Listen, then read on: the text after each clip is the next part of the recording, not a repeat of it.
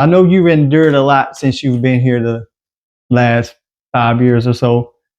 What is one of the most, and we got the threat out of the way, but what is one of the most um, difficult acts of retaliation that you've had to experience since you've been here?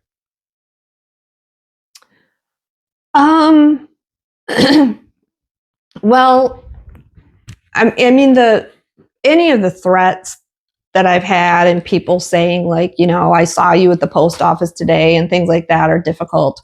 A situation recently that happened that involved my mom, and I wouldn't say it was a threat. I would say it was a situation that caused a lot of difficulty for myself and my mother. My mom and my mother-in-law rented a house, and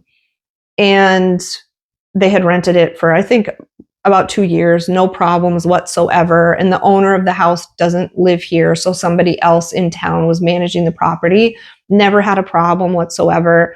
And then maybe 6 months ago, she had texted me and told me how much she disapproved of what I was writing in the Informer, and that I was ruining the town, and specifically like I'm creating problems with property values and business. And she mentioned, being here when schools desegregated in Washington and potentials for violence and things like that.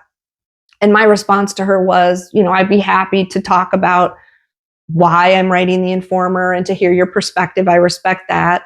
We didn't have that conversation, but it also kind of gave me a knot in my stomach because I thought, oh no, is this going to create problems, for my mom in her living situation?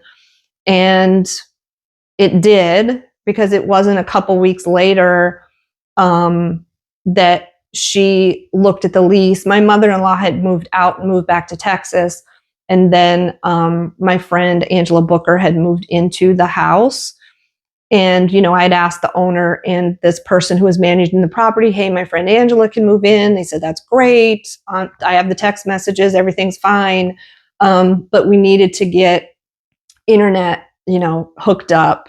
So when Angela and her daughter went to get that hooked up, they needed approval from the homeowner. And at that point, the person managing the property got irate because she saw who was on the lease, the name of Angela Booker on the lease. Wow. And that led to them refusing to get internet set up. And my mom, who's disabled and blind, can't use a cell phone. She has to have a landline phone.